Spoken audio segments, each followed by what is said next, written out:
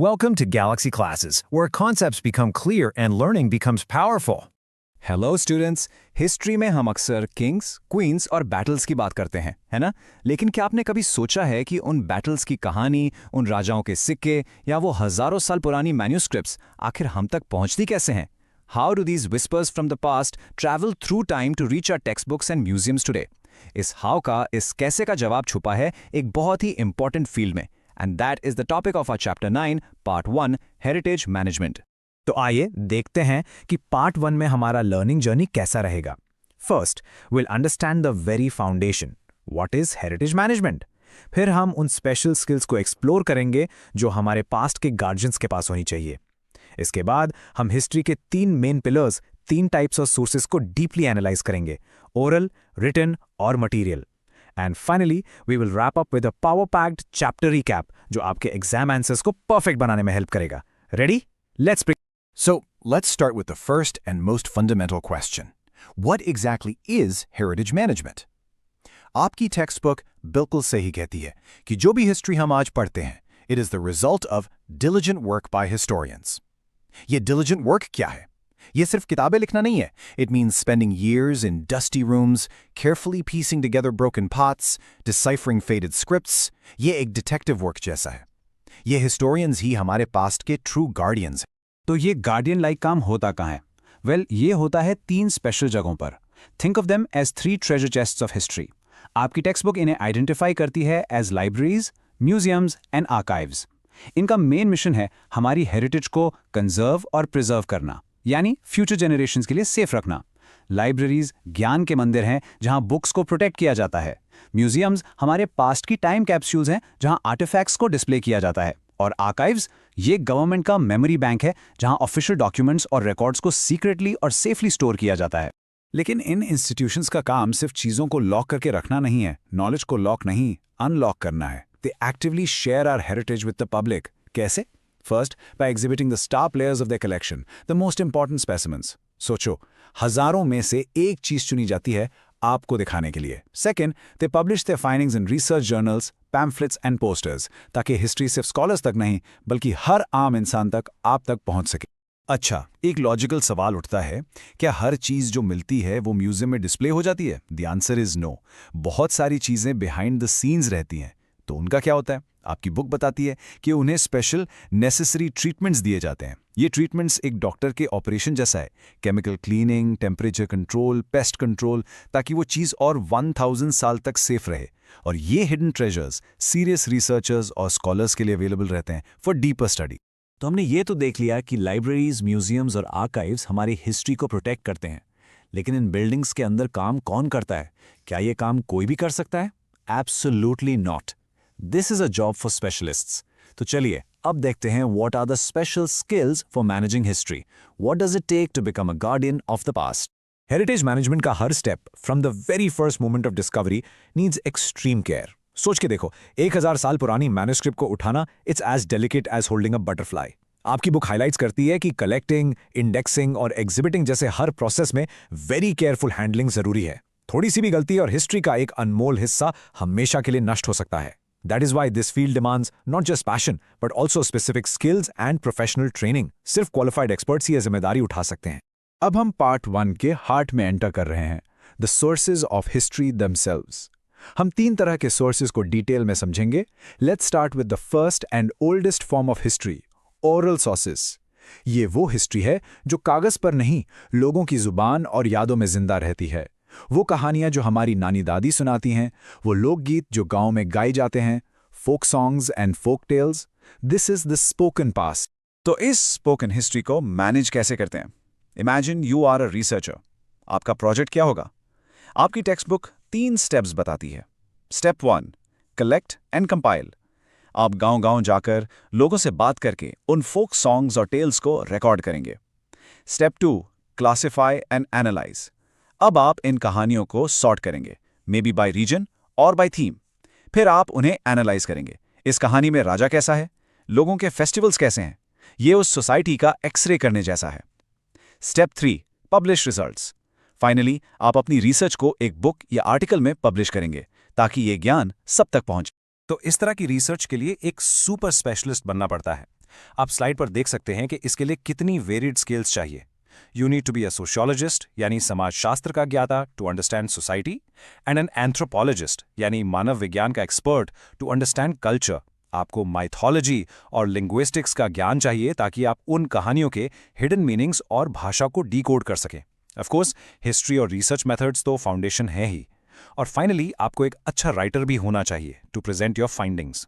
देखा, it's a multi talented job. Oral sources के बाद हिस्ट्री ने एक बहुत बड़ा लीप लिया with the invention of writing. अब कहानियां सिर्फ यादों में नहीं बल्कि फिजिकल ऑब्जेक्ट्स पर रिकॉर्ड की जा सकती थी। This brings us to our second category, written sources, the recorded past. ये टैंजिबल हैं, यानी हम उन्हें छू सकते हैं, फील कर सकते हैं। जैसे ये कॉपर प्लेट जिस पर सदियों पहले किसी ने कोई इंपॉर्टेंट मैसेज रिकॉर्ड किया था। रिटन सोर्सेज की दुनिया बहुत विशाल है। इसमें क्या क्या आता है? Let's take a look. We have coins and copper plates जो उस टाइम के राजा और इकोनॉमी के बारे में बताते हैं। फिर आते हैं ऑफिशियल रिकॉर्ड्स, सरकारी फरमान। We also have personal documents like letters and diaries जो हमें आम लोगों की जिंदगी की झलक देते हैं। Of course there are books and manuscripts, हाथ से लिखी हुई प्राइसलेस किताबें। और हाँ, पिक्चर्स एंड फोटोग्राफ्स भी एक तरह के रिटन या विजुअल रिकॉर्ड्स ही हैं। अब जब यह खजाना मिल जाता है तो अगला चैलेंज है उसकी लाइफ बढ़ाना। ये चीजें सदियों पुरानी और बहुत डेलिकेट होती हैं, इसलिए जैसा आपकी बुक कहती है उन पर mechanical and chemical processes apply किए जाते हैं। मैकेनिकल प्रोसेस मतलब सिंपल क्लीनिंग, जैसे सॉफ्ट ब्रश से धूल हटाना, और केमिकल प्रोसेस ज्यादा कॉम्प्लेक्स है, जैसे कागज के एसिड लेवल को न्यूट्रलाइज करना ताकि वो टाइम के साथ गल ना जाए। It's like giving an anti ageing treatment to a document. Cleaning और प्रेजर्वेशन के बाद एक एक्सपर्ट का काम शुरू होता है। Step 1, assess value. इमेजिन आपके पास 100 पुराने लेटर्स हैं। आपको डिसाइड करना है कि कौन सा लेटर सिर्फ एक फैमिली लेटर है और कौन सा लेटर हिस्ट्री बदल सकता है। This is ascertaining historical value. Step 2, exhibit selected. जो सबसे वीआईपी डॉक्यूमेंट्स हैं उन्हें म्यूजियम में एग्जिबिट किया जाता है। Step 3, publish and edit. और बाकी डॉक्यूमेंट्स को केयरफुली एडिट करके पब्लिश किया जाता है ताकि दुनिया भर के रिसर्चर्स उसे स्टडी कर सकें। तो इन रिटन सोर्सेस को रीड करने के लिए क्या स्किल्स चाहिए? ये एग्जाम पॉइंट ऑफ व्यू से बहुत इंपॉर्टेंट है। सबसे पहली और सबसे जरूरी स्किल है knowledge of ancient scripts. Script यानी लिपि। हर डॉक्यूमेंट एक कोड में लिखा है और स्क्रिप्ट उस कोड की की है। फॉर एग्जाम्पल, एम्परर अशोका के मैसेजेस को समझने के लिए आपको ब्राह्मी स्क्रिप्ट आनी चाहिए, जिसके सीक्रेट्स अनलॉक होने से ही हमें मौर्यन हिस्ट्री के बारे में इतना कुछ पता चला। छत्रपति शिवाजी महाराज के एडमिनिस्ट्रेटिव रिकॉर्ड्स को पढ़ने के लिए मोदी स्क्रिप्ट, और मुगल कोर्ट के डॉक्यूमेंट्स के लिए पोर्शन। इनके बिना वो डॉक्यूमेंट्स सिर्फ अनजान सिंबल्स हैं। लेकिन सिर्फ स्क्रिप्ट पढ़ पाना काफी नहीं है। You also need to understand the world in which it was written. Skill number 2 is knowing the context of past societies. मतलब उस टाइम का सोशल स्ट्रक्चर कैसा था, राजा का शासन यानी एडमिनिस्ट्रेटिव सिस्टम कैसे चलता था, उनकी कल्चर और ट्रेडिशंस क्या थे। जब आप ये सब जानते हैं तभी आप एक डॉक्यूमेंट का असली मतलब, उसका बिटवीन द लाइन्स मीनिंग समझ पाते हैं। Without context, text is just words. History सिर्फ शब्दों में नहीं, तस्वीरों और मूर्तियों में भी लिखी जाती है। This brings us to skill number 3, knowledge of art and sculptural styles. एक मुगल मिनिएचर पेंटिंग आपको उस समय के कोर्ट कल्चर के बारे में बता सकती है जो शायद किसी किताब में न लिखा हो। गंधारा स्कूल के बुद्धा स्टैचू को देखकर आप ग्रीक इन्फ्लुएंस को समझ सकते हैं। इसलिए आर्ट को देखना और समझना एक हिस्टोरियन के लिए बहुत जरूरी है। एक हिस्टोरियन को एक साइंटिस्ट की तरह भी सोचना पड़ता है। अगली स्किल है मटीरियल नॉलेज। डॉक्यूमेंट किस टाइप के पेपर पर लिखा है, उसकी इंक कैसे बनी है, ये डिटेल्स उस डॉक्यूमेंट की एज और ओरिजिन का पता लगाने में सीआईडी की तरह हेल्प करती हैं। सिमिलरली, अगर इंस्क्रिप्शन एक पत्थर पर है तो वो कौन सा पत्थर है, क्या वो लोकल है या कहीं दूर से लाया गया। ये सब क्लूज उस समय के ट्रेड और टेक्नोलॉजी के बारे में बताते। और आखिर में आज के हिस्टोरियन को टेक सैवी भी होना पड़ता है। मॉडर्न स्किल्स भी जरूरी हैं। फॉर एग्जाम्पल, उन्हें लेटेस्ट कॉन्जर्वेशन टेक्नोलॉजी और केमिकल्स की नॉलेज होनी चाहिए। उन्हें एग्जीबिशन मैनेजमेंट आना चाहिए, जिसमें लाइटिंग, डिस्प्ले और आईटी का यूज करके स्टोरी को इंटरेस्टिंग बनाया जा सके। म्यूजियम्स में इंटरैक्टिव टच स्क्रीन्स इसका एक ग्रेट एग्जाम्पल है। और हाँ, राइटिंग रिसर्च रिपोर्ट्स, ये स्किल तो यूनिवर्सल है क्योंकि नॉलेज को शेयर करना सबसे जरूरी है। ओरल और रिटन सोर्सेज के बाद अब हम चलते हैं पार्ट 1 के आखिरी और सबसे टैंजिबल सोर्स पर, material sources, the physical past.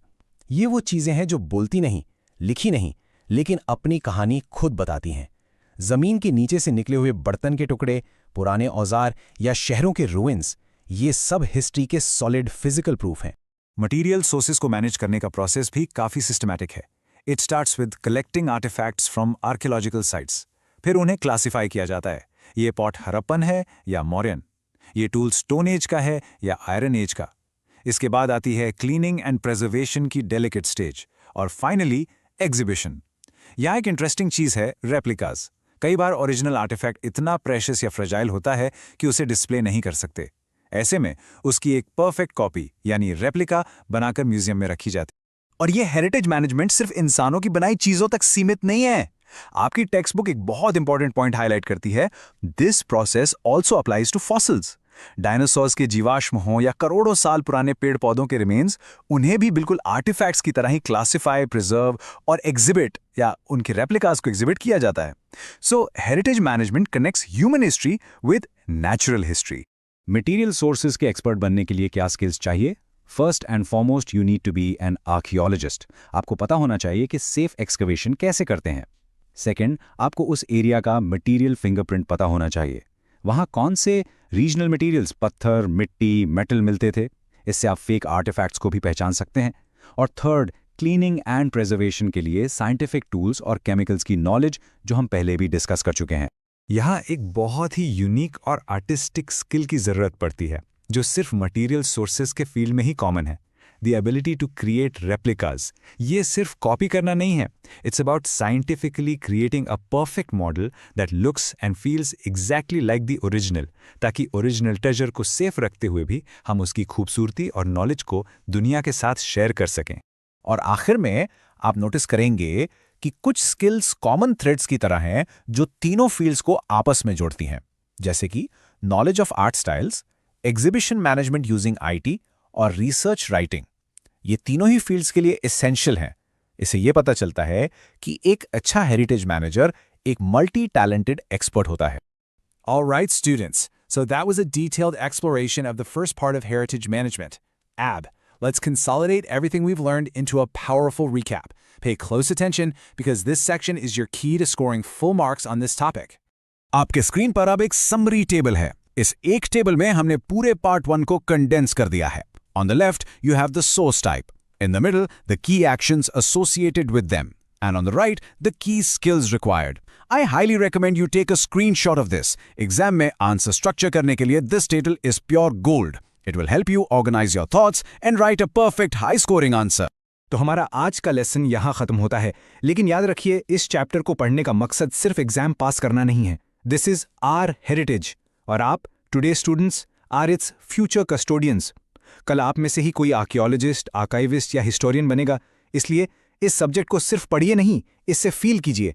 Understand its importance. Study well. This lesson was brought to you by Galaxy Classes, created only for study and concept clarity. Like, share, subscribe, and press the bell icon for further notifications.